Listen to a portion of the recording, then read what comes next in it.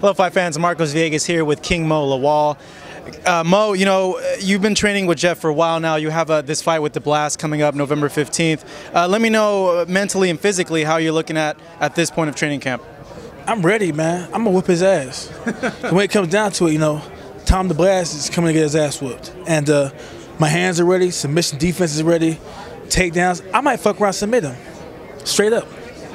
Looking at this camp, have you changed anything at all or incorporated new things? Yeah, I have. It's hard to speak on it because it's like part of my... Keep a secret, part of the plan? Well, there are no secrets, but I just kind of don't reveal it. But working with Dean Lister, working with Bruno Bastos out there in Midland, Texas. I'm working with Master Laborio, working with Conan Silveira, and working with Kami Barzini. We've developed a good game plan for this fight and little points that we're going to focus on. And then my conditioning is going to be off the chain because I'm working with Brian Harris there, who's one of the top, in my opinion, I've worked with a lot of great strength coaches, but he's one of the top strength coaches in the game.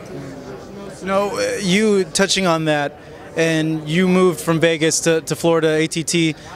Why'd you decide to go ahead and move away from the Mayweather camp where you're doing a lot of training and the other stuff you were doing in Vegas to over here to ATT in Florida? Well, the thing about, I love the gym, the Mayweather gym. I loved it because it was always consistent. But as far as MMA training, it was inconsistent. You know, people bounced around. You didn't know where one was going to be at.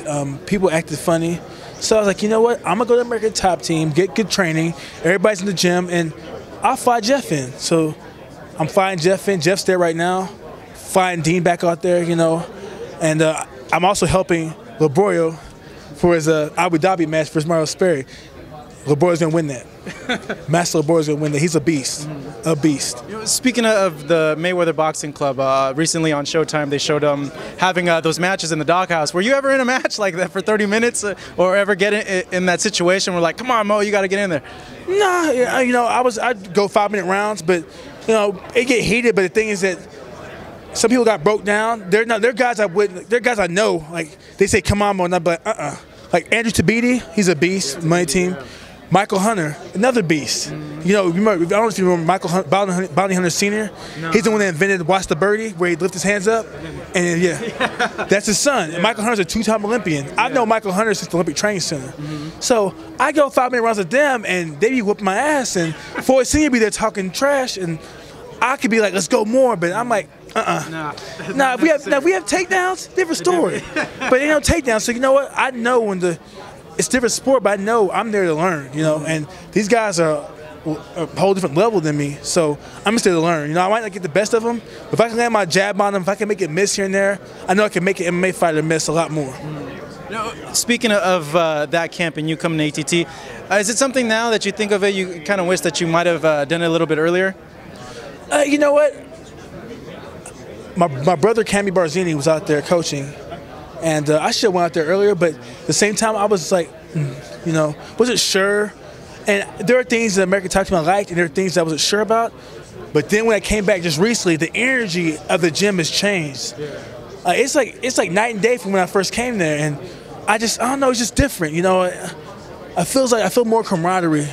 Last time I felt it, but this time I feel it, and like I feel like people are there for your best interest. The strength program's good, jiu-jitsu's good, wrestling class is phenomenal, sparring is great. Everything you need is there at the gym, and there's a bunch of coaches there that are willing to help. It's not too cliquish. Before it used to be cliquish. Now everybody's like, we all meet up, we all talk, we all joke around. You know, you got Masvidal with the Selfie Nation, you know, Sandbag Nation, Masvidal. Then you got Brian Houston with the Quit Everything Nation. So we got our own cliques. We make, you know, we joke around and make fun of each other. But when it comes down to it, we all there to help each other. Just like the coaches there too. What do you feel made? Well, you're saying that there's much more camaraderie and that's the difference. But was it like individuals there before that kind of made it different back then compared to how it is now? I don't know, because, you know, I wasn't there consistently enough. I'd be there for a week, maybe 2 weeks. But I said no, but now I just feel a difference, you know. I don't know, it's just different, you know. I have no idea, it just feels different, you know. Is it something you've been wanting to feel, to be a part of something like that where you're welcome and it's camaraderie? Do you feel you've been missing that at all in your training camps? Well, I felt it, you know, it was like that at AKA. But the thing about AKA was like, you know, the taxes, California state tax, wasn't having it. It was expensive as hell in San Jose. 8.5% or whatever. Yeah, no, it was expensive. It's too expensive out there. So, other than that, AKA is like another top team. You know, it's a great team to be at. But Florida's cheaper. You know, better weather, and my brother's out there. My brother, Coach Barzini's out there. And when I went there, I'm not gonna lie, I took my lumps the first few weeks because, like, you know, I wasn't in the best shape, and guys were hungry. They saw me. It's like, oh, okay, I'm gonna go with Mo. But then once I got my condition together and Coach Harris was pushing me and Cammy was on me, then I started feeling, okay, I'm coming back.